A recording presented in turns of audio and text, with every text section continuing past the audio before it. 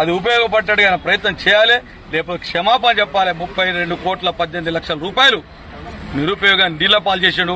ఇప్పుడు ఇంకా అవసరమైన దస్తులు ఉన్నది, ఇప్పుడు పావురాలే ఉన్నాయి, ఇంకా 4 పోతే గబ్బిలాలు వస్తే ఉన్నాయి కూడా పోతాయి. కాబట్టి దయచేసి జగదీశ్వర్ రెడ్డి గారు దానికి కూడా నువ్వే బాధ్యతవి.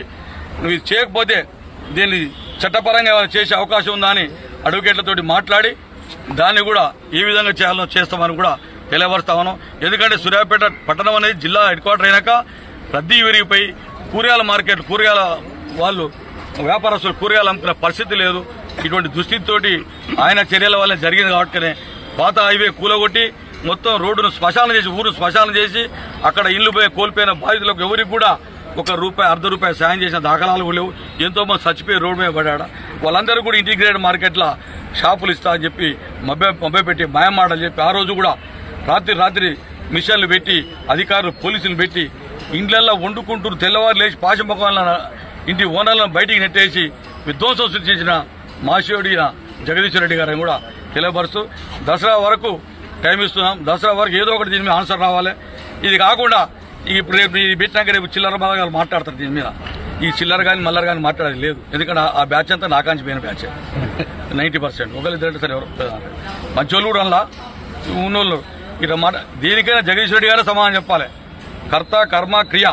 అక్కడ కాళేశ్వరం కేసీఆర్ రెడ్డిలో ఆయన టూర్ పెట్టుకుని చెప్పినాడ నేను కట్టిస్తున్న కాళేశ్వరం ఇంజనీర్ నేను అన్నాడు ఆయన.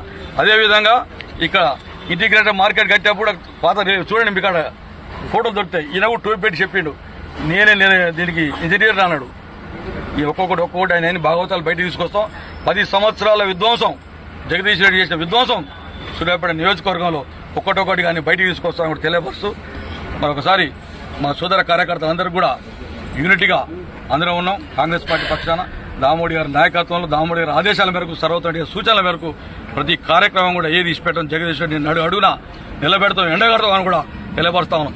ఏదో టీవీలో షోక్లో పోయి ఊకనే మా ముఖ్యమంత్రి గారి మీద అక్కడ మాట్లాడుతా ఉన్నాడు. నీ స్థాయి ఎక్కడ కాదు, నీ స్థాయి ఇక్కడ తెలుసుకో. నువ్వు ఏ తప్పు చేసినావు, ఏ తప్పులు చేసినావు చర్చకు సిద్ధం.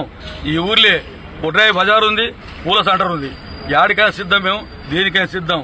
నువ్వు ఈ మధ్యన నీకు దైవభక్తి లేదు, నువ్వు నాస్తికుడివి అయినా కూడా నువ్వు తలంబ్రాలు నెత్తిలో పెట్టుకుని 10 సంవత్సరాలు దేవుని గురించి చుట్టినావు.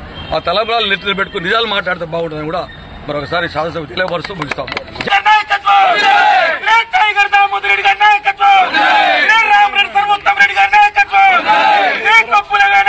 నాయకత్వం